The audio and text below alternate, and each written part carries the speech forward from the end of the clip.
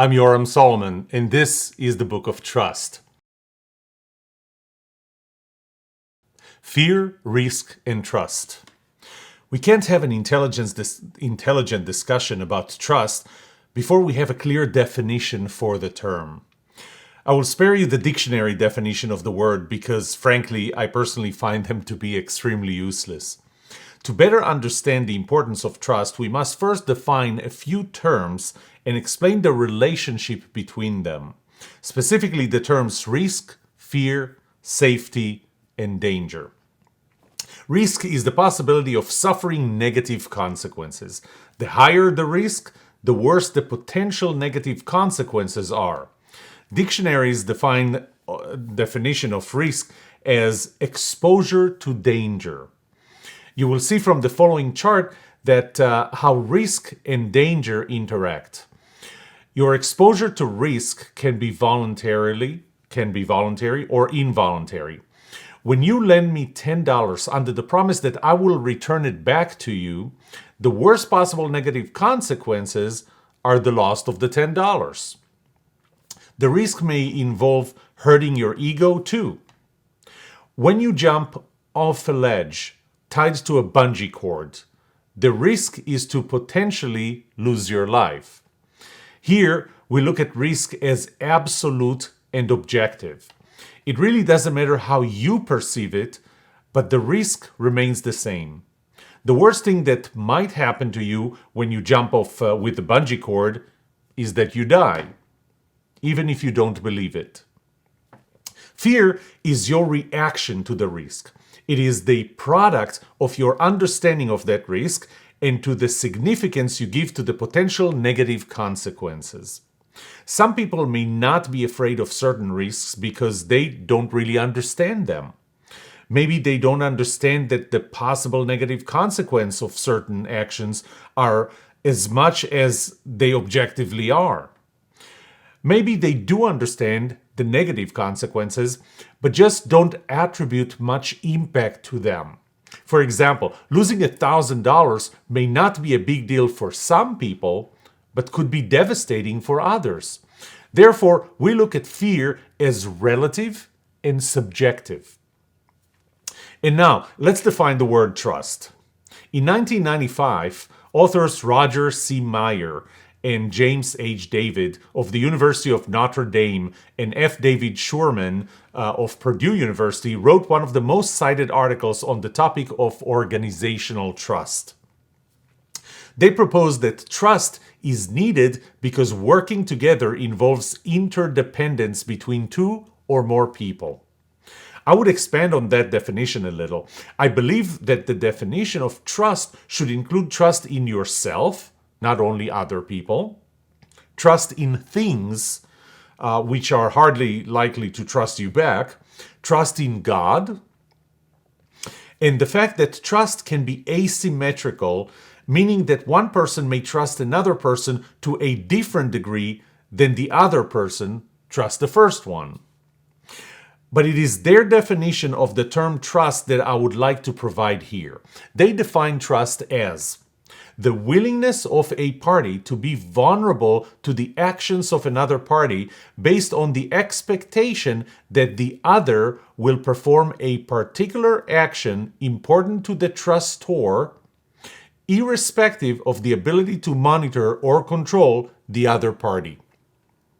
Having researched multiple scholarly definitions of the term, I decided to provide my own definition. Trust: the level to which you are willing to accept the potential negative consequences of giving control over something you have to another person. With this definition of trust, I have created a diagram that would help you visualize the relationship between risk, fear, trust, danger, and safety. When you have no risk, you also have no fear and therefore no need to trust, because you don't need to trust anything if there are no possible negative consequences and that you are not afraid of it. As the objective risk grows, so do subjective fear of it and the level of trust required to mitigate that risk. For now, let's take out the subjective conversion of risk into fear and assume that there is an average line for all people. The area above that line is considered the safe zone. This means that you have more you can trust, whether yourself, God, things, or other people, than the risk or fear that needs to be mitigated by that trust. On the other hand, the area below that line represents the danger zone. It includes all of the instances in which the level of risk and fear is not mitigated by enough trust you have.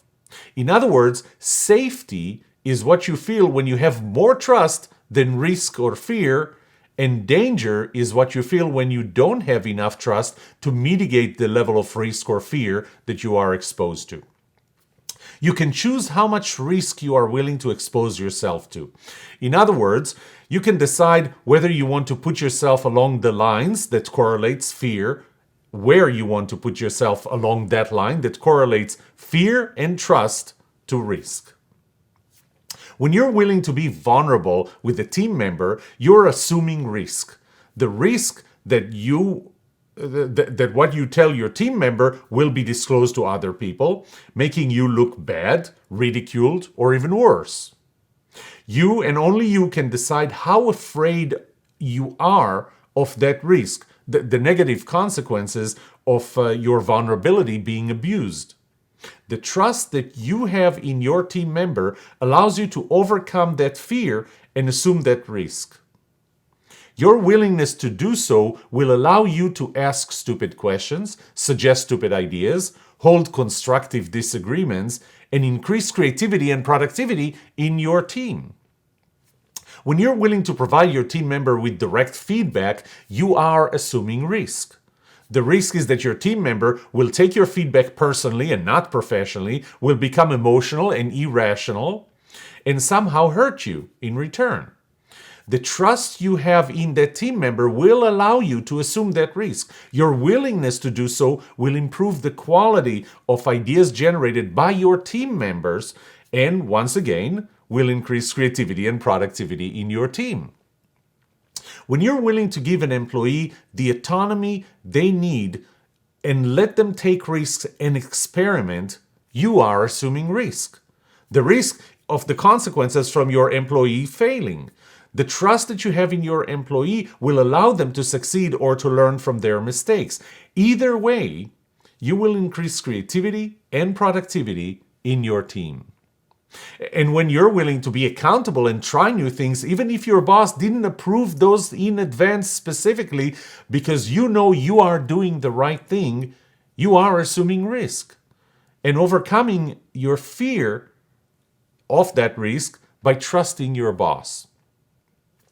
In all of those examples, and as the graph shows, you can see that the more risk you are willing to take, the more progress will be made and the better organizational culture you will have through higher degrees of using autonomy, accountability, and constructive disagreement through more vulnerability, feedback, and receptivity.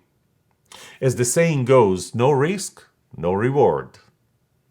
I should note that that where you decide to be on the line that correlates, or where you decide to be on that line that correlates trust and fear to risk, is mitigated not only by how much risk and therefore fear you are willing to accept, but it also determines how much choice you have in taking that risk. Say you just suffered a heart attack. Does it really matter how afraid you are of open heart surgery? Does it matter whether you are willing to take that risk of that surgery or not? You may simply not be in a position to determine how much risk you're willing or unwilling to take. But the angle of that line can be different for different people, and there are two more parameters that would change the angle of that line. The first is the person's risk tolerance profile. Some people are less afraid of things. Some people are less afraid of dying. Some are more afraid of not waking up from anesthesia than others, even though the same statistics apply to all. they would have more fear for the same amount of risk. As a result, they will need more trust to compensate for the same risk. The second is the person's elimination, sometimes due to different levels of understanding of that risk, or the person's estimation of that risk. Some people may underestimate the risk less than others. When they underestimate the risk, they will tend to fear it less and will not need as much trust to compensate for that risk. When they overestimate that risk, they will tend to fear it more and they will need more trust to compensate for it. In summary, the interaction between those terms are as follows. Risk is objective. Fear is subjective. It is determined by your risk tolerance profile and by your over or underestimation of the risk. Your willingness to move up and down along the level of risk depends on two things. Whether you have a choice of where to be along that line or not, the level of trust you have that will keep you above that line in the safe zone and away from the danger zone. If you have enough trust in yourself, in God, in things, and in other people, to keep you above the subjective level of fear that you have of the objective level of risk that really exists, you feel safe. If you don't have enough trust, you feel danger. About this book. Back in 2015, I started speaking about trust in conferences, companies, nonprofit organizations, and really to anyone who would listen. You could say that this book has been in the making for 4 years, maybe 5. Yet, I didn't write it until now. I wrote 4 books about trust before this one. I wrote, one of them is Culture Starts With You, Not Your Boss, told 9 fictional stories, short stories based on real events. 3 of them, the first 3 in the series Can I Trust You, offered 187 habits that will help you become a trustworthy leader, team member, or salesperson. But it wasn't until now that I felt ready to write this one. I wrote this book with 3 purposes in mind. The first was to give you the tools to build trust in your team. The second was to help you become more trustworthy. And the third was to improve your ability to know who to trust, and maybe even more important, who not to trust. If you build trust in your team will be more creative, more innovative, more productive, and generally more effective. It will be a team that will be fun to work in. It will be a team that will be the subject of envy by the rest of the company. Everyone would want to work in your team. Your team members will be among your closest friends, and working in that team will not feel like work. If you increase your trustworthiness, your boss will give you the autonomy that you desire to determine how to do your job. Your employees will be willing to walk through fire for you. Your colleagues will know that you have their backs, and in return, they will have your back. Your customers will be loyal. They will buy from you without hesitation, even if your prices are higher than your competitors' prices. Your marriage would last through sickness and health, through good times and bad. Your children will tell you everything and keep no secrets away from you. If you know who to trust, you can save a lot of time, money, and avoid heartburns because you will trust people who are trustworthy. People who should earn your trust. And they will justify the trust you have in them. You will not have to spend time micromanaging them. You will not have to check the quality of their work. They will help you mitigate whichever risk and fear you might be facing, and you will worry less. They will simply deliver on every promise they made and exceed your expectations. They will come to you with problems before it's too late. They will keep you safe. And finally, if you know who not to trust, you will avoid the negative consequences of trusting someone you shouldn't. Marcela Zavala Taylor was a banker with Grupo Financiero Monex in Mexico. I hope I pronounced it right. For more than 6 years, she gained the trust of Kathy and Jim Machir, who retired in 2012 and moved from San Diego, California to San Miguel de Allende, a small mountain town northwest of Mexico City. She gained not only the trust of the Machirs, but only that of Jim and Kelly Carger and the trust of at least 9 more American families who banked with her, including her American-born aunt, Laney Van Patten. And they trusted her to the extent of more than $7 million. Until one day in June of 2019, they stopped getting their bank accounts from the bank she worked in. Their entire life savings disappeared, and so did Marcela. But I didn't have to go to Mexico. On December 11, 2008, the FBI raided the offices of Bernie Madoff and arrested him after he cheated his 4,800 clients out of $64.8 billion of their life savings. Knowing who not to trust will save you from losing all your money like that. You can avoid giving money to someone who will not do the job. You can avoid putting your career at risk by giving autonomy to an employee who will abuse it. You can avoid the shame resulting from sharing intimate information about you with someone who will later share it with others. Do you see where I'm going with this? This book is based on my experience in high-trust environments as well as low-trust environments. It is based on working with clients who suffered low trust and identifying the source of their issues. Almost always, no matter what problems the client described, if you dig deep enough, the source of the problem is lack of trust somewhere. It is based on original research conducted by me since 2015 and goes back to the research that I conducted for my PhD dissertation on creativity and innovation culture in 2008. It is also based on work and research done by others, which I attributed to the source. Some of the research cited in this book was criticized and challenged later by others. My research is subject to be challenged by others as well.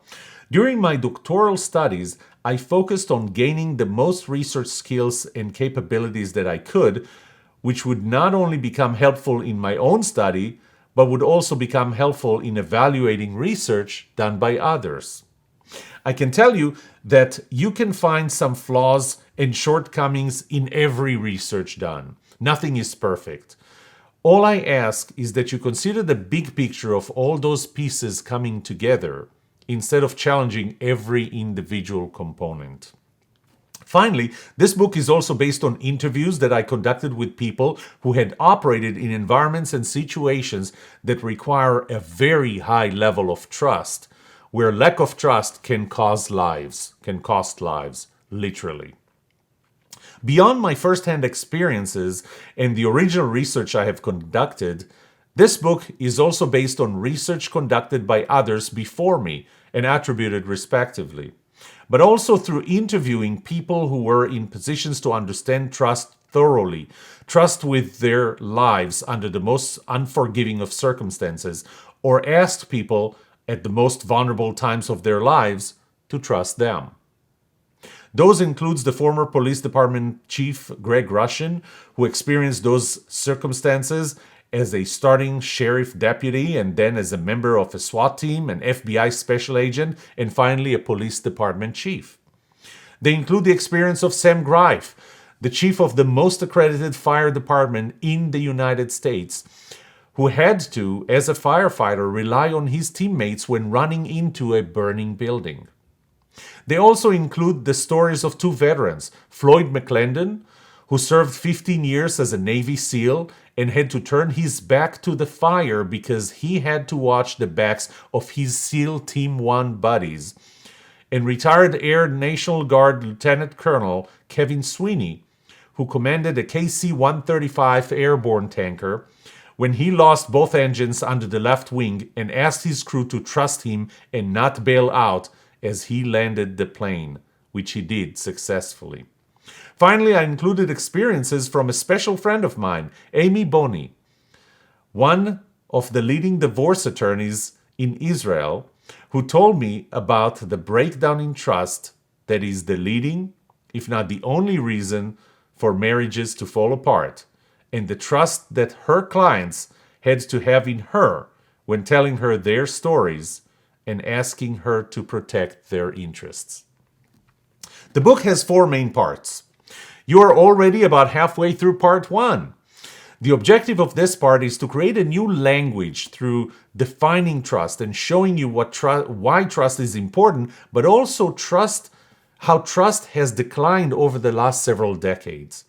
Part 2 provides you with the 7 laws of trust, in which you will understand how trust behaves. Part 3 explains a new model of trust that I have recently developed. This model is general and applies to every relationship you are part of. The model is dynamic and assumes that trust evolves over time, for better or worse, and that trust is relative and not absolute.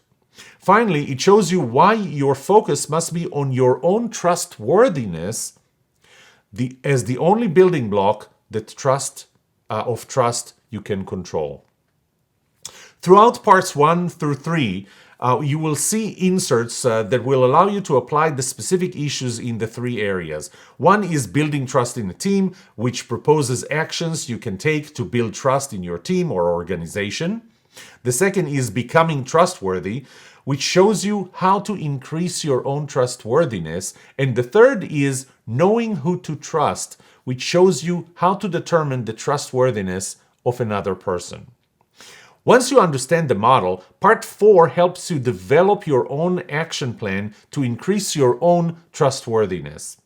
It will explain how to build new habits and direct you on how to find what those habits might be. If you follow the advice in part 4, you can increase your own level of trustworthiness. As a result, you will increase the trust that others have in you. That, in return, will increase your ability to hold constructive disagreements with your peers, your boss's willingness to give you autonomy, and your employees' willingness to be accountable, and your customers' willingness to buy more from you and pay you more, because they will all trust you more. Part 4 focuses on the how, but not the what.